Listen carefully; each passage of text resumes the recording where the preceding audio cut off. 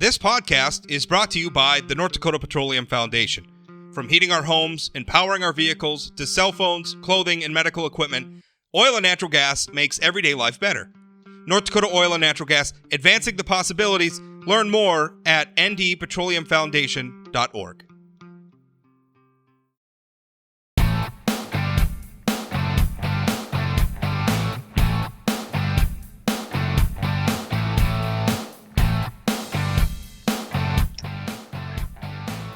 Welcome to Plain Talk Live. I'm your host, Rob Port. We're going to be talking about academic freedom. Now, earlier this year, the North Dakota Legislature passed a bill which essentially it disallowed North Dakota institutions from partnering with organizations that promote abortion. It was a very long debate during the legislative session. The bill was Senate Bill 2030, and what the bill, as I said, it dealt with organizations that prohibit or advocate for abortion. A lot of our friends in higher education felt like this was an affront to First Amendment rights, an affront to academic freedom. They saw it as undue influence from politicians on the academic mission of our state's institutions of higher education. Joining me to talk about that is someone who works at one of our institutions of higher education, political science professor Dr. Bo Wood. I've written a few things about this, and I'll be honest. It was not a bill that I really had a lot of strong feelings about. I guess insofar as in and of itself, the backstory here I think is worth explaining. At North Dakota State University for some time now, they've had a research program going on looking into not even abortion specifically. It was looking into birth control, sex education, that realm of academic inquiry. But their partner was very much an advocate of abortion. Planned Parenthood, probably one of the most visible organizations in the debate over abortion in the country. Also a very political, very active in partisan politics as well. So, we live in a deeply Republican state, and I think that rubbed some politicians the wrong way. And they don't, but the legislation is not about Planned Parenthood specifically. The legislation is about abortion. So that's where we're at. And now it seems that the North Dakota University system may be positioning itself for some sort of a legal challenge to the law. I think at this point they've requested an Attorney General's opinion about its legality. Whether or not the Attorney General will weigh in on that, I don't know. He has some discretion about whether or not he'll do that. Sometimes he doesn't. I know in times past. I guess we'll see what comes of that. But Dr. Wood, I guess first question to you is, how does this restrict academic freedom? Well, okay. I think that just as a general, one of the things that we should start with is that do we want elected officials? The article that I read, you sort of pitched it as the idea that, well, the taxpayers are paying the money for this, so the university system belongs to taxpayers, therefore they should get a say in how their money is spent. And that's, of everything that was in the article, that's the thing that I had personally the biggest challenge with, is that I think that it is worth reiterating that the purpose of a system of higher education is to promote knowledge, to promote learning, and to promote learning across all categories. And that anytime a politically elected body gets involved, and the motivations for anybody that's an elected politician are very different from the motivations that are somebody who is in an academic study. And so I get worried anytime somebody whose primary motivation is to be reelected and to come off looking good to their voters, anytime that they step in and undermine the whole idea that this is the place that we have selected as a society for ideas to be explored. And I don't care really what it is. In this case, it's abortion, but it could be, it could be guns. It could be any number of things. It could be cloning. It could be any number of things that somebody finds objectionable. And so I guess the first objection I have is political influence on system of higher education just in general. So do you want to engage with that? Well, yeah, let's start there, because I will tell you what one thing that, and again, this bill was like far from my top priority of the legislative session. I honestly thought, and I don't understand why pro-life people, other than I guess the involvement of Planned Parenthood, the research that was being done at NDSU is something that pro-life people should support, because I can't think of a better way to prevent abortions at this point in the trajectory of that debate than promoting things like birth control and sex education. If we can prevent unwanted pregnancies from happening in the first place, then we're going to reduce the number of abortions. So to me, I didn't have any problem at all with the research. The one thing that did drive me nuts is when I'm seeing academics out marching around, holding up signs about First Amendment and free speech, given as a conservative how unwelcome right-of-center points of view often are on campus. And I've experienced this myself. A few years ago, I was invited, which I wrote about in a recent column. I was invited by some fine folks at Minot State University to participate in a panel discussion, and the topic was the role of humanities in higher education, and the whole, there's been a big push towards like career-driven curriculum, STEM. And so the folks in the humanities department are kind of thinking, well, hey, Shakespeare's important too. In fact, I think that was like the title. Yeah. Should Shakespeare be kicked out of the tower? So, that was something that I was going to be on this panel. I learned afterwards that the original moderator of the panel pulled out because she didn't feel safe in the room with Rob Port, and I was this extremist, and there was a movement to try to stop the event from happening. Now, the event did happen. We had a wonderful event. There was all sorts of disagreement and discussion. The guy who was on the other side of the debate, Dr. Dan Kahn, he's an education professor at Minot State. He and I have since become very good friends. I've been subsequently invited to participate in additional events. So that turned out well.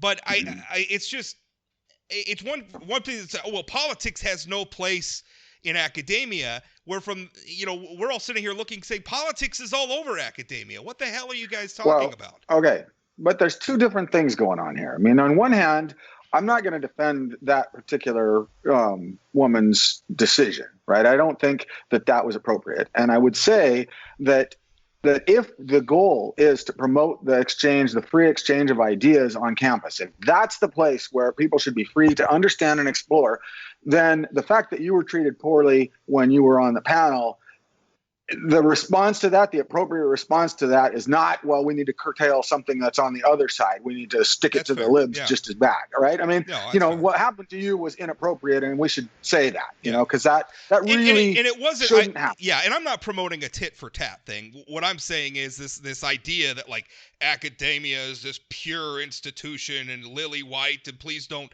stain us with your politics. Give me a break.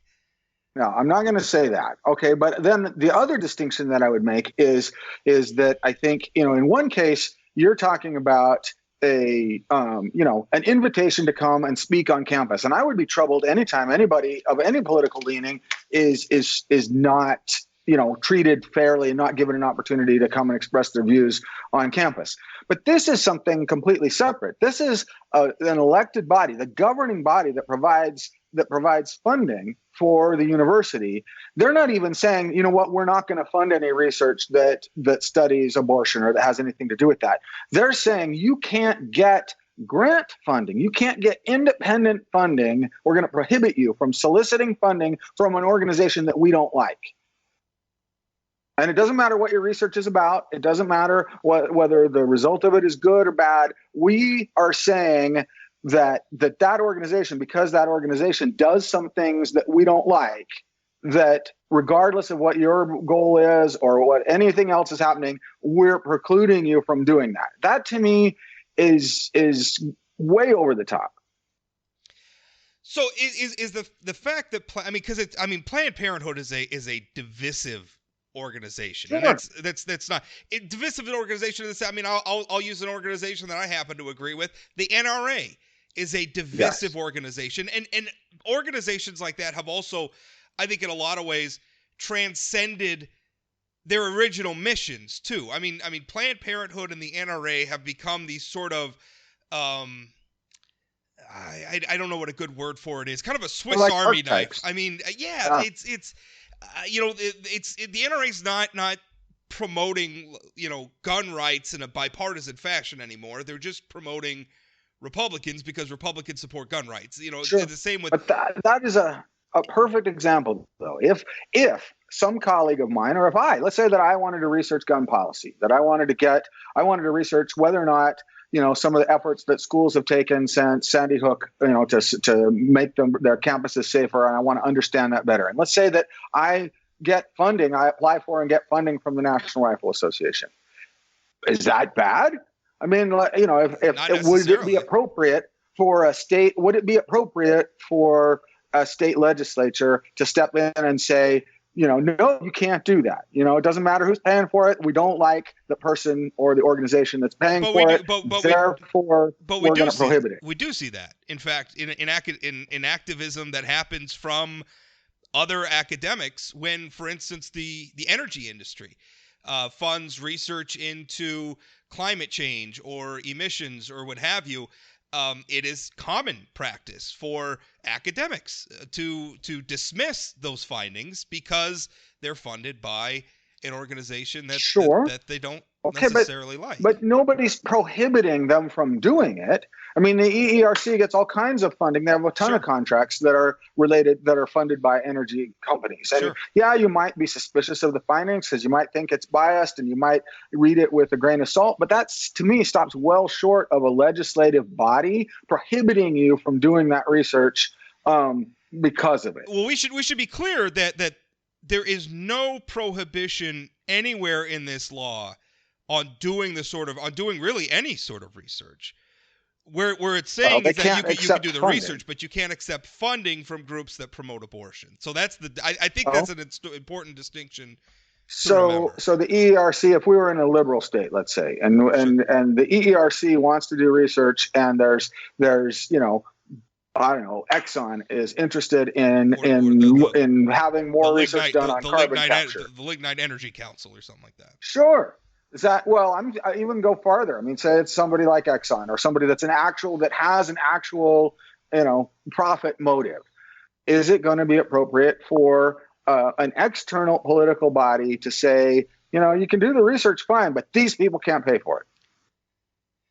Yeah, I don't know. I don't know the answer to that. And again, I really struggle with this because on one hand, I feel like I feel like everybody's just trying to provoke everybody else, and we're justifying one provocation by pointing to other provocations, and then where it leads us is a place where we struggle to do the sort of things that you and I are talking about. If I wanted to study one thing that I think liberals and conservatives could find common ground on when it comes to, like, say, the gun issue is when it comes to promoting gun safety, right? We could prevent a lot of accidental deaths, I think, if we promoted more gun safety. I got gun safety training at Minot High School back when I was in high school, and I think a lot of people see that as being provocative, or maybe it promotes guns. But listen, guns exist in our society. I think it probably behooves everybody, whether you want to use guns or not, to at least understand the basics about how they work and how they can be safely handled. And if we wanted to do research into that, the NRA, which, by the way, has trains people who train other people in gun safety, might be a fine organization to partner with. So, they have the whole Eddie the Eagle thing. Yeah, and so in a way, I don't really want to go down this road of saying, well, you can work with them, you can't work with them. It's just, boy, Planned Parenthood's a provocative organization, but then again, so is the NRA. So I mean, it's a tough thing. Well, and I will say that, I do agree with you that I don't think this is an academic freedom issue. I think that the people who are upset about this are maybe not framing it in exactly the right way, because there's really, academic freedom is about the freedom to be able to do the research that you want to do and be able to express the ideas that are coming out of your research. It's not really so much about the funding, and so I would not say that. I guess it seems to me that it's even bigger of a stretch to call it a free speech issue. I mean, you could say that it is hindering academic freedom. It certainly to me feels like anytime politics is directing what can and cannot be studied in the system of higher education, it is undermining. It's having a chilling effect on the topics that people will choose.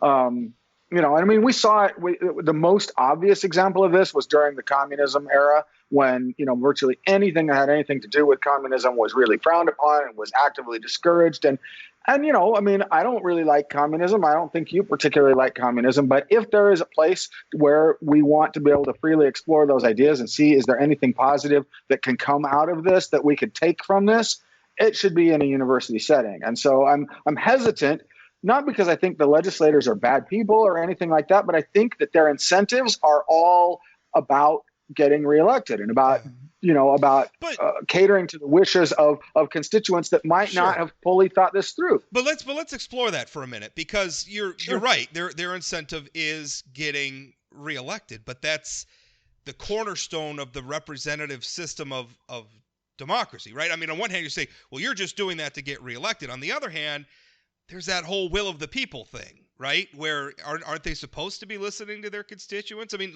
like it or not. No, they totally should. North Dakota is a right of center state. North Dakota, I think overall, is generally a pretty pro-life state.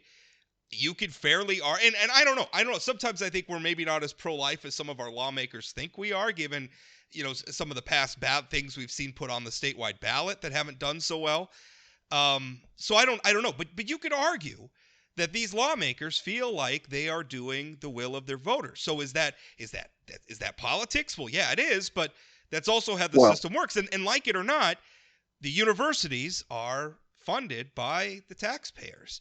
They were established. They were established by the state government. They were funded by the state government. And I know when this part when this part comes up, this is the part where people in the university system will say, well, we only get a certain percentage of our money from the taxpayers, so therefore, that's not as important. Which is funny, because the exact opposite is true when they're down in Bismarck begging for money, and any minor cut is or failure to increase spending as fast as they would like to increase spending is the end of the world. You can't have it both ways. Like it or not, these are taxpayer-funded institutions, and at what point, how much, and which I think is the part you were referring to in my column. I asked the question: how much say should the people funding the universities have in how much say should they have in what goes on there?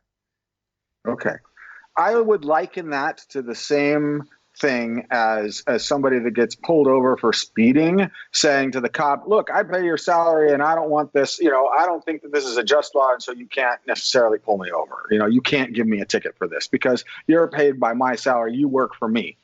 And I think, we as a society make decisions about boundaries. We make decisions of places where we, that we place certain limits, certain amount of autonomy. And educational systems are absolutely in that category. So are law enforcement.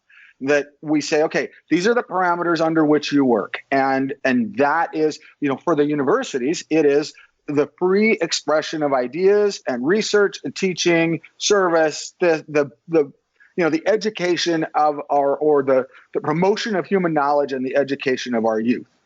When you start saying, okay, we're going to let the political branches, micromanage what is acceptable and what is not acceptable, the reason that they created that distance, that set of, that distance between those, was to preserve what I would call a greater set of values, that it's more important to the state that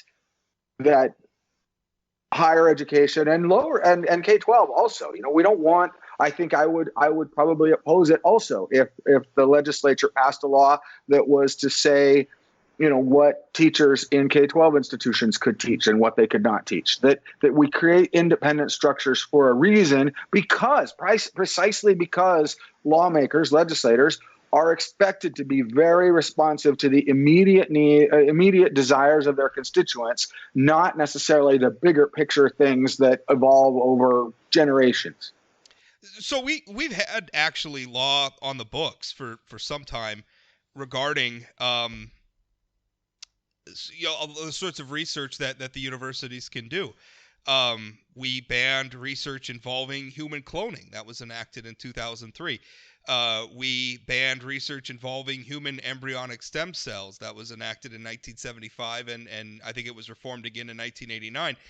We banned research using human fetal tissue in 1975 and 1989. They're parts of the same bill. I mean, we've done this stuff before. It's on the books, and as a matter of fact, the law that we're talking about, when it passed the legislature, it included a prohibition on working with groups that promote abortion, and then there was also a fiscal penalty attached to that. And the fiscal penalty was through the challenge grant program. And if you don't know what that is, it's essentially where the state matches dollars that the universities fund. So basically the state says, go out and raise a certain amount of money and we'll match it. And I think it's like $1 of state matching for every $2 raised. Anyway, if you violated this, you lose some of your matching funds. Governor Burgum, when he signed the bill, took out the financial penalty. So the financial penalty is gone, and all that's left. And so what a lot of the proponents of this law argue is that it's really just a clarification of state law that's been on the books for some time. That there was already a prohibition against promoting abortion. And in fact, in North Dakota Century Code, section 14-02, it says, I quote, an agency of the state may not produce, distribute, publish, disseminate, endorse, or approve materials of any type that between normal childbirth and abortion do not give preference, encouragement, and support to normal childbirth. I mean, there's a lot of these laws always on the books, and it's interesting to me that they weren't a problem until this debate. Yeah, I would have a problem with all of them. I think that every one of them is problematic, and it puts us at a disadvantage, and it should not be. Politicians should not be deciding what is researched and what is not researched at the university. If we had, I know of states, that I'm involved in UAS, in the UAS research at the university. And one of the assets that we have is that our state is very supportive of unmanned aircraft systems. There are plenty of other states where the citizens are a lot more leery and skeptical they have a lot greater privacy concerns, and they've passed a lot more aggressive restrictions on where these things can be flown and what kind of research can be done with them. And that has given us a tremendous edge in that field, because these other places are basically doing what we're doing in this line of research. So, I can respect that they've done it, but to me, I think it sends the wrong message just up and down the board, that research should follow the research questions of the researchers. So let's follow, because I went in at the beginning of our conversation. I talked a little bit about an experience that I had at Minot State University as an exemplar of what is a larger, I want to say, bias against or hostility towards right of center thinking that is present in academia. Now, maybe not as pronounced in North Dakota, but it's there, and I would argue it's real. So if your argument is, well, the political people just got to stay out and let the universities do what they're going to do, there are some of us from the outside looking in saying, well, on campus, there is not a lot of diversity of thought going on, at least ideologically. On campus, it doesn't seem to be. It at times can seem like a hothouse. Where at least politically things are pretty homogenous. So if the political people have to stay out, I mean, it seems like, and this is something that I care a lot about, because I'm looking across our society, and we are balkanized. We have these enormous cultural divides that are manifesting themselves in everything from families that are torn apart because so-and-so's posting political Facebook posts that they don't like, to violent political movements on the right and the left that are causing chaos. And what frustrates me is I feel like some of our biggest institutions are contributing massively to that balkanization. Now, the industry that I work in, the news media industry, I think we have a lot of very well-meaning people who are not setting out to stick it to conservatives every day, but yet because they don't work with a lot of people who might view things from a right-of-center perspective, a lot of times when they're deciding what should be the headline, what should be the lead, which photo should we use, which quote should we use, which one should we leave on the cutting room floor, they're making all of those decisions, and they're making it in an environment where there's not a lot of right-of-center thinking. We talk about the importance of diversity all the time. We want gender diversity. We want racial diversity. But yet we don't seem to care that much about viewpoint diversity. And I look at academia, and I see the same problem. I think academia is filled with a lot of very smart people and a lot of very well-meaning people who are trying to get out there, and they're doing the best they can to seek the truth, but because they're operating in an environment that is so one-sided politically, I think a lot of times they're blind to their own biases. And so you say, we'll keep the politics out. Sometimes I think some of these efforts are to say, hey, there's another point of view on this stuff that you guys are missing. And I think that's wrapped up in this. And I do not think that this bill is the best vehicle to explore that issue through. But I do see this sort of legislation as having its roots in that larger problem. Okay. Well, okay. So these are two separate problems. And if the legislature had passed or was going to pass, I mean, the government steps in when one of their key jobs is to step in if and when there's a marketplace failure, right? When there's a market failure in the marketplace. And then that works, I think, in the marketplace of ideas as well. I agree with you that academia in general tends to be too far left-leaning, that it tends to be something of an echo chamber. They absolutely could benefit from more diversity of viewpoint. And if this legislature had said, we need to step in to make sure that our children and our society is exposed to the full range of ideas that are out there. If they had passed a law that essentially required institutions to have diversity of viewpoint, to count that as one of their criteria, I would have been in support of that.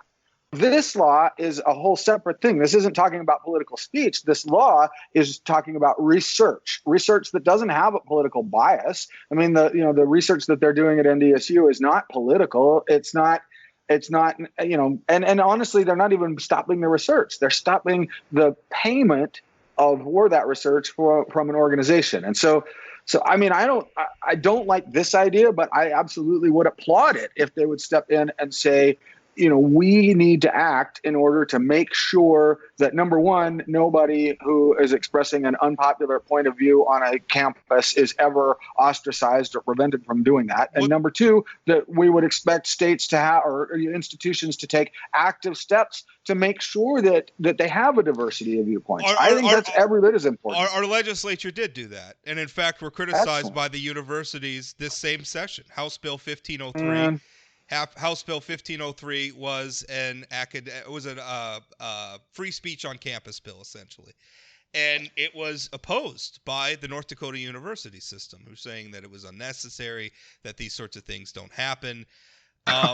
They happen. So there was a great quote from, I think, one of Chancellor Hagerot's staff, where, I mean, she just goes down and was like very hostile to House Bill 1503, which again was just saying that you can't discriminate against people, based on viewpoint. So I don't know. I mean, I don't think that I would find that much easier to support. Yeah, myself. I can support that unless there's something in the bill that I haven't read that would be a deal breaker. It seems to me like that's something that is needed. Well, it's House Bill 1503. You could go look it up.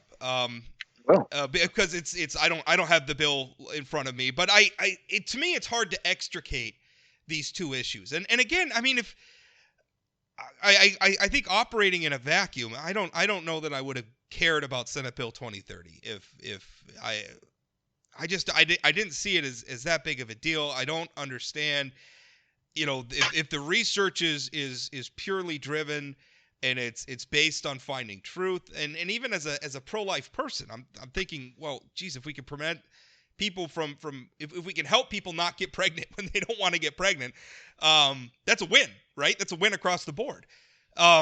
So I struggle with that, but it's hard to ignore the larger context. It's hard to ignore the environment that this is all happening in, and it's you can't put it away. It's just like it or not. I mean, I think we'd like to draw a firewall between these issues. I'm just not sure that we can. All right. So we have we've talked that. Well, let me ask you this question then. Where are, because I think we were saying, something like House Bill 1503, which promotes viewpoint diversity on campus, that's okay. That's an okay avenue for taxpayers and their elected representatives to have a say in what's happening on campus. But the bill about abortion, Senate Bill 2030, was not okay. So in your mind, I mean, what's the philosophy for when it's okay for taxpayers or for the citizens to have a say? Because again, I mean, these are taxpayer-funded institutions. I think your point about, lecturing the cop on the side of the road about I pay your salary as the son of a cop, I can tell you that never ends well. Don't do that. The proper place, if you have a problem with the ticket you're getting, we have a venue for that. It's called the courts. Show up for your day in court and have your say. But you're not gonna win any fights on the side of the road with the cop. The cop's not gonna be like, oh, okay, yeah, all right, fine, you're right, I'll go away, right? That's not gonna happen.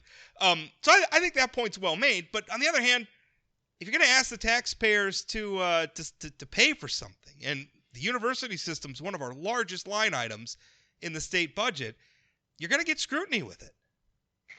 Sure. Okay. So I would say, to respond directly to that, I would say that the thing that the taxpayers are paying for with the university system is a more educated populace. You're paying for the economic benefits, the economic productivity that comes from an educated populace. I mean, that you're looking for a return on investment, to use our governor's one of his favorite phrases, that having a more educated populace gives you a more productive, and vibrant economic system. That is enough all by itself to justify, the budget. That's the rubric by which we should justify the budget. Is are they a positive economic contributor? When you start to say, okay, we like this thing and we like this thing, we don't like this thing, that's when I have a problem. That it's not their role. Once the system has been approved, once the structure has been approved, and here's what we're going to do, it's not, I would say it is not appropriate for that body to then go back in and try to designate things. Now, they can prioritize things. They certainly have done that. They said these are items that are of interest to us. We're not forcing anybody, but there's extra money here if you want to research X or Y or Z. Yeah. Well, now, because there's also like the money thing, right? I mean, tax dollars are a finite resource, at least at the state level. At the federal level, I guess it's an infinite well of money. But at the state level, we do try to live within our means. And for instance, I remember at the University of North Dakota when my good friend, former Governor Ed Schaefer, took over there for a little while. There was, and it's your institution too, obviously. One of the things is, shutting down, I think it was the music therapy program. And there were a lot of people upset about that. But sometimes, I mean, those decisions have to be made. Now, obviously, I think that decision was being made specifically within the university's administration, but it was also being driven by appropriations decisions being made at the legislature, where that's a great example, though. Let's say that the university, Governor Dalrymple said, okay, we're going to have an allotment process. You've got less money to spend. Right. And Governor Schaefer then, turned to each of the deans and said, okay, you guys need to decide how you're going to allocate these cuts. In my college, in the College of Business, they decided, okay, we're going to do 10% cut across all of the departments. We were going to do X, Y, and Z. You guys figure it all out. And we balanced it that way by spreading it evenly. In arts and sciences, they opted to say, okay, we're going to take one of our programs and we're going to cut that program. And you may agree, you may disagree with that decision, with the way that was made. Where I would draw a problem is if the legislature said, we don't like music therapy. We think the music therapy program is a waste. So we are no longer going to provide any state funding for music therapy, or we're going to prohibit the university from teaching music therapy. That, to me, is too big a stretch. Now, I have been sitting here thinking, and I'm saying, okay, well, at what point would I think that governmental intervention in the level, in the research would be warranted? And I think if Planned Parenthood, for example, was using their funding to pay a researcher that was then, that was advocating policy, that was advocating and promoting abortion as a product of their research, and it wasn't just independent intellectual research for knowledge's own sake. If it turns into advocacy, then I think, then maybe they cross the line, and maybe then that is what I would say is sort of a market of ideas failure, right? And that the government then is justified in stepping in and saying, we're not going to constrain your research, but we are going to constrain how much if you're going to use that research to advocate and push a certain position, you can't do it with our name attached to it. I could support that. I just feel like in this case, there's nothing that suggests that the research is pushing a particular agenda. And it troubles me that the only thing here that caused the law is that the organization also, in addition to whatever they're supporting for research, they also support abortion. They also promote abortion. And that seems too big a stretch for me to be comfortable with. So let's have another example where the legislature was accused of micromanaging, and it had to do actually with the challenge grants program. I think it was the first biennium that the challenge grants were made available.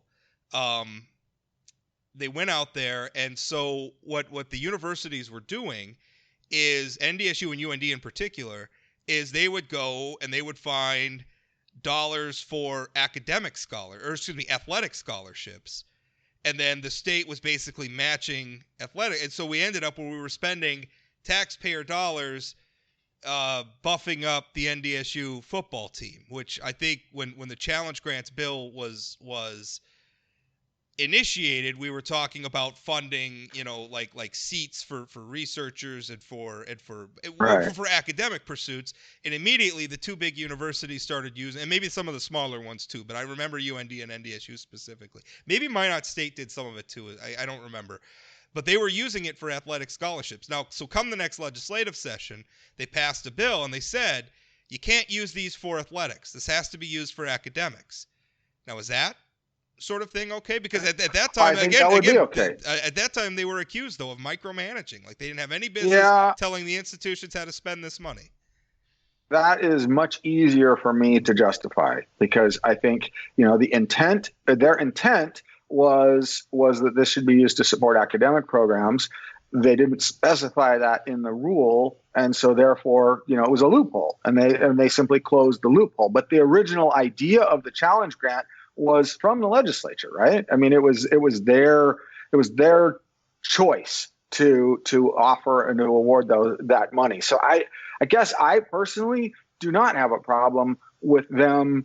They have an idea, they have an intent. If that intent is not implemented according to the way that they wanted it, then I think they're within their purview to clarify or and tighten that up so that it is used the way that they intended it to be used. I think we've reached a point where maybe we've decided that what's inappropriate is kind of like that infamous definition of pornography, which is I know it when I see it. I mean, maybe that's kind of where it's at. Where like with so many things, political, or like what the legislature does, what I may perceive as an overreach of say executive power. Someone else of goodwill who is not, may say, no, I think that's an authority. A lot of the debates we had over the executive powers that Governor Burgum wielded during the pandemic, some people thought they were appropriate and some thought they weren't. So there's not easy solutions. I will tell you, I mean, I share your goal where I want our universities to be places where of free inquiry, right? I think that's what we're served best with. Sometimes if we just give smart people resources, they produce amazing things. And I really don't want politics to enter into that. In fact, I think it's probably too involved already. It's just there's so many other factors here that we're concerned about. And as I'm looking across how important academia is to our society and how influential it is, I mean, there are a lot of ways I feel like it could be doing better, but a lot of those are a lot bigger than this specific bill. I think you agree with me at least that far. I do. No, I do. Let me ask you one quick question. Sure. If under the parameters of this law, if a researcher at NDSU, let's say that they wanted to do some work, some research that was specifically on abortion, but it was paid for by NSF or by any other organization, it would be okay, right?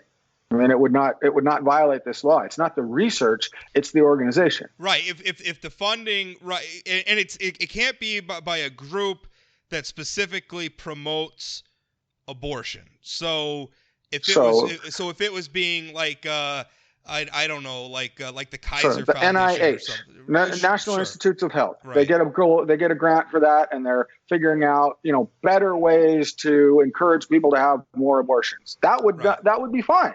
But no matter what the subject of the research is, because it's sponsored by this tainted organization, that's inappropriate. To me, that's where the problem is that they're not really even focusing on the topic of research. It's on the organization. Yeah. And it might be, and again, Governor Burgum has, I don't even know how much effect this law is going to have. Well, I shouldn't say that. The grant got shut down at NDSU, so I guess it did have that impact. But the financial penalties have been removed. I think there's better ways to accomplish what both you and I want, which is maybe a more fair-minded approach to academics overall, that's more inclusive of more viewpoints than this particular bill. And this bill was very much driven by people for whom abortion is the issue. And kind of to the exclusion of everything else. The other thing we wanted to hit on a little bit was I know since last time we talked, we had the Liz Cheney imbroglio in the in the House, the U.S. House Republican Caucus, and it's interesting because it also obviously it plays into the debate that's going on now about the January 6th commission, right? That's intended to look into the violent riot at the Capitol that was connected to a Trump rally that had happened just before. It's Republicans are in a bad place right now. I say as a Republican, I still think, even though a lot of people think I shouldn't call myself a Republican anymore, like Liz Cheney, I guess, because we're not. I am not signing up for people who think that the election was stolen or who are promoting that. I'm not signing up for people who are just going to be loyal to a person instead of a set of ideas. I'm not going to go along with that. I think throughout history, all sorts of horrible things have been done in the name of that sort of loyalty. But yet we look at the Donald Trump's continued influence on the party. We look at the fact that someone like Liz Cheney, who's taking a principled stand on this issue, how she's treated by other Republicans, being cast out of a leadership position, censured by her own state party. She's going to be facing a Republican challenger in her next election. May not win re-election. You look at there was recently an Ipsos poll that was released that showed majorities of the Republican Party not only think that the election was stolen, they think that the January 6th riot was put on by Antifa or left-wing false flag people. These are uncomfortable truths, I think, for Republicans to have to deal with. And it seems like a lot of the elected Republicans, even who in private, I feel like dispute, and I know this because I talk with some of them. In private, I think disputed publicly are afraid of bucking that base. They're afraid of it. So Republicans are in a bad place right now. Well, so what do you think is going to happen then? I mean, that's, to me, I don't disagree with a single thing you just said right there. I think, I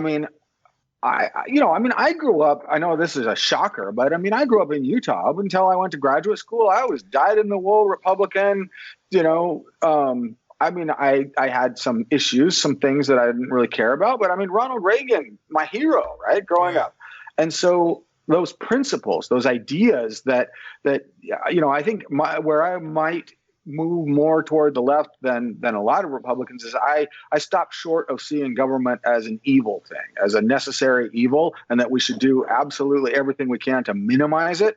I think government can be a positive solution, but I also think it's very prone to capture. It's prone to empire building and special interests and over bureaucratization. And so but it seems to me that all those principles that I was, still holding on to and trying to stay in the middle, it seems like a lot of those principles have just sort of been abandoned. And now I don't know what's likely to happen. I mean, I'm just as scared of all the stuff that's coming from the hard left. And it seems to me that as long as the Republican Party stays in this disarray and continues to be split over, do you believe what Trump says and align with that or not? All that's really going to do is open the door for somebody like AOC. And that scares a lot of people, I think. It scares me because I think a lot of what she promotes, and I don't think that she's a bad, like, I'm not trying to demonize her as a person. I just think that she promotes a lot of very bad ideas that would be bad for our country. And that's the importance of, people talk about like the marketplace of ideas, right? Well, what's important in a marketplace is competition, right? Because if someone's operating, if you have a monopoly, you don't really have any impetus to serve your customer base well, right? Like, if you don't have to worry about it deteriorates. Someone coming along and offering a better product at a better price, you don't have any incentive to invest and to innovate, to improve, or to keep your standards up. You can let your standards slip because no one else is going to come get you. So what I'm afraid is that Republicans are going to have abandoned a lot of their traditional positions. I mean, Republicans they're not even pretending to care about fiscal conservatism anymore. Donald Trump didn't care. I don't know that they even a lot of times care about positions. It seems like modern Republicans care about issues insofar as they'll get a lot of Facebook likes and they'll get a lot of attention. I don't know how we can be an effective check on progressivism or liberalism or what have you. And we need that check. Just as conservatives need a check on a reality check that sometimes government is the answer. Not as often as our liberal friends think, but sometimes it is. We need both. We need the yin and the yang, right? Yeah. And it seems like the yang is like off in left field somewhere having a debate about, Jewish space lasers or something. And meanwhile, the progressives are governing seriously, and it's not going to end well. And I don't think that's going to be good for our society. A lot of people make the argument that North Dakota needs more political balance because the Republicans have been so dominant for so long and everything else.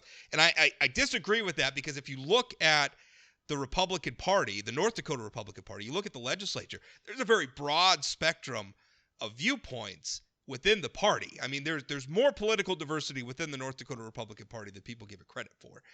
And I think that has been a key, is because that party and so many of its elected leaders have been very, very pragmatic and have been willing at times to deviate from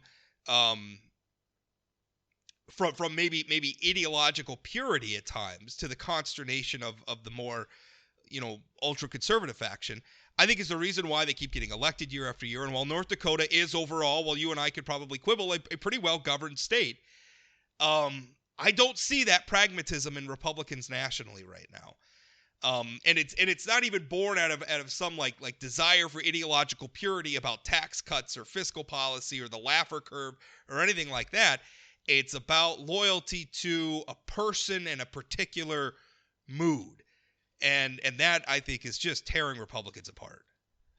I think one thing I would add to that is I think it's become a lot more about winning. It's about gamesmanship. And, if you look, I don't think Mitch McConnell is terribly loyal to Donald Trump, but I think that he recognizes that enough of the voters that vote Republican are that he can't afford to go another way. If the Republican Party is going to retake majorities, they are not going to do that without Donald Trump.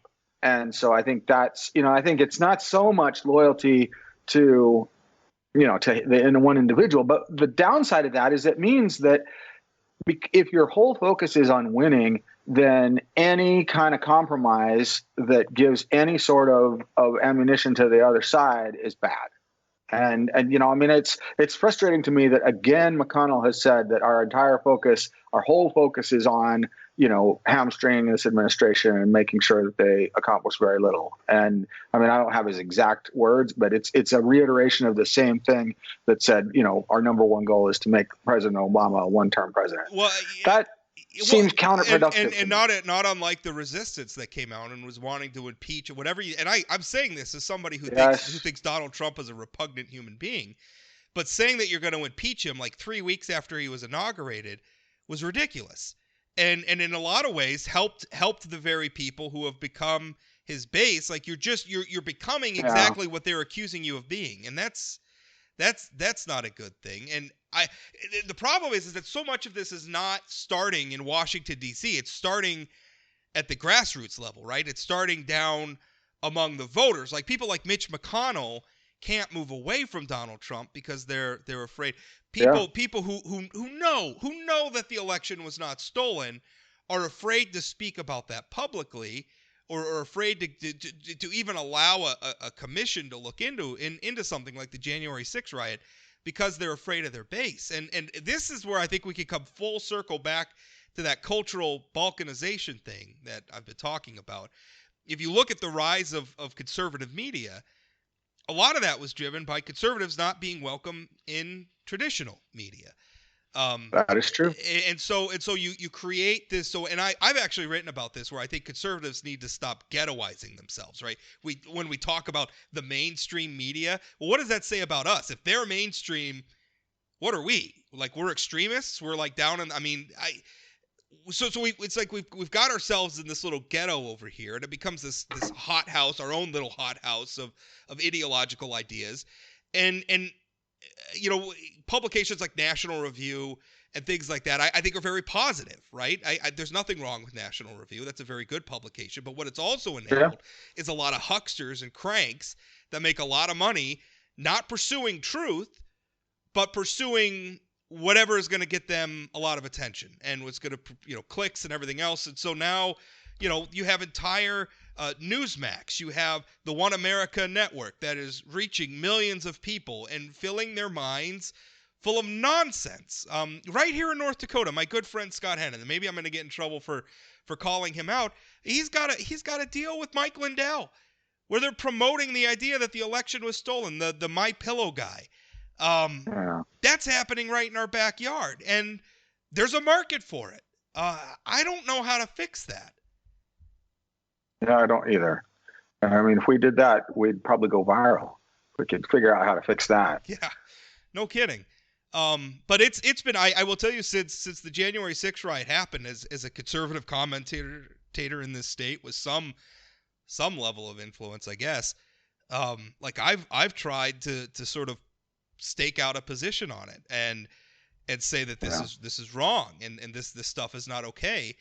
And I can tell you there are a lot of Republicans who agree with me, who are also afraid to speak out because they're going to get dogpiled on social media, or they're going to get dogpiled at their local convention. I mean, look at what happened in the reorganizing, the district reorganizing, and we're gonna have a hootenanny this in June when the state party, the North Dakota Republican Party, reorganizes, because there's a faction within there that are Trump loyalists and are going to push people out. But we have Republican lawmakers who have been governing conservatively in this state for decades, who are going back to their home district conventions in Fessenden and all these little towns across the state, and they're getting censured for not wanting to make abortion a felony, and they're getting censured for voting to expel Luke Simons from the House of Representatives.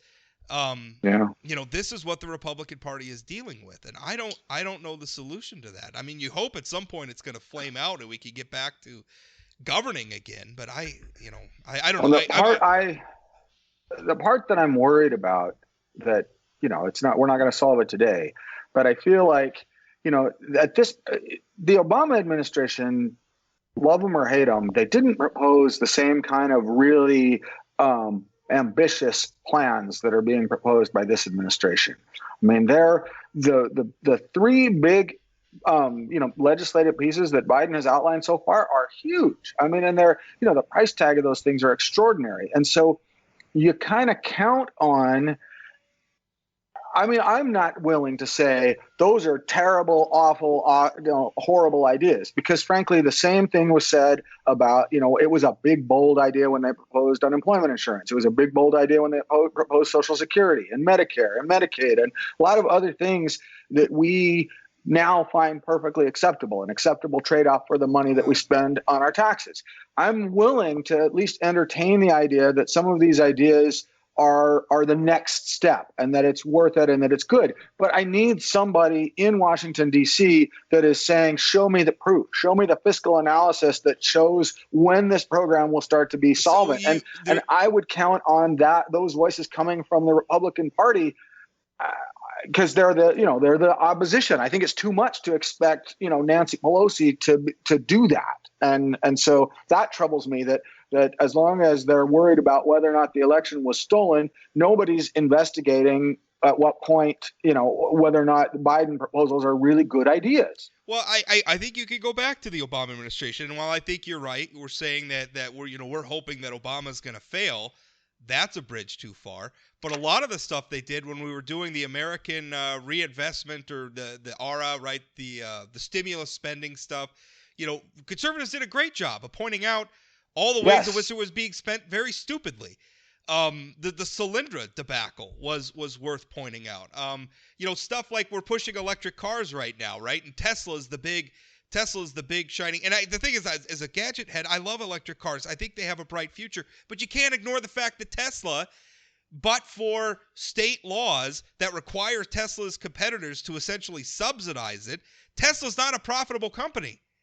Right? Mm-hmm. We're talking about, we want to have this push into electric cars, and yet our energy, we can't keep the lights on consistently. I shouldn't say that. That's going too far. But we're having problems with blackouts. There are real questions about grid reliability right now. Infrastructure. And Republicans we're trying to fix. But we need to know what's good. But Republicans could be well positioned to have a voice on some of this stuff and to say, hey, pump the brakes on electric cars until we know that our grid can handle everybody plugging their car in at night.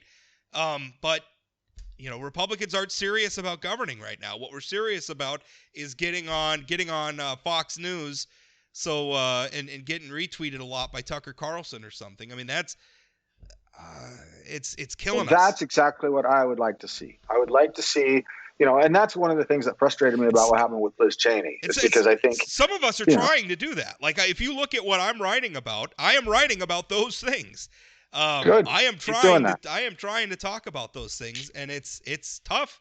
It is tough out there. And I should say, I have a very large audience. Lots and lots of people are clicking that stuff and reading that stuff, but it ain't the sexy stuff that makes you a star. I mean, that's which I don't care about being a star. That's not what it's about. I want to talk about ideas, and I'm tired of talking about politicians and anyway.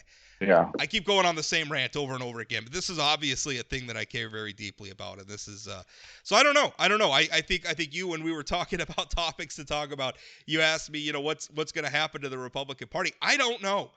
I wish I did know. I guess there's always the possibility of a third party, but usually I think what happens with third parties is that if they get any traction, usually their big ideas get absorbed by one of the two big parties anyway, and then they go away. Oh, that's interesting, though, because that's absolutely true that what has happened. But what we're seeing now, and there are several organizations. There's the No Labels people. There's the the Problem Solvers Caucus that's in the Congress. There's a new one that Evan McMullin, who ran for president in 2016, he started a new thing. I can't remember what it's called. All of them tend to be coming from the Republican Party, from the Lincoln Project and the disaffected Republicans, and they're pushing ideas that were central to the Republican Party, but are unacceptable if you're in the sort of the Donald Trump wing. And that's what's fascinating to me, because you're right. Normally, new ideas come out, and as soon as they gain traction, one or the other of the two major parties absorbs them, and they lose all their traction. But in this case, I'm not sure that can happen, because those are ideas that have been a part of one of the two major parties, and they have been kind of abandoned, or they've been pushed to the side. And I think what's keeping the Trump stuff alive is Republicans are still having just enough success to where they haven't really had that electoral. Donald Trump didn't get reelected, obviously, but they haven't had. You can't ignore the fact that although Donald Trump didn't get elected, Republicans gained ground in the House. Lots of down ballot measures. And so there's gonna have to be. I think there's going to have to be some sort of an election catastrophe for Republicans to get them to say this is not the way. And maybe that won't happen. I mean, maybe. I mean, we're always hoping that the voters will do the right thing, but in this age, I don't know. Maybe they won't. And maybe I just realized I may have moved on to where I'm advocating for a return to monarchy. Maybe I don't know. Maybe this whole will of the people thing isn't working out. I don't know. I'm kidding. I'm not there, but. We'll have to save that for another day. We'll have to save that for another day. Bo, it's always a great discussion with you. I appreciate your time so much. Thank you. Thank you for inviting me.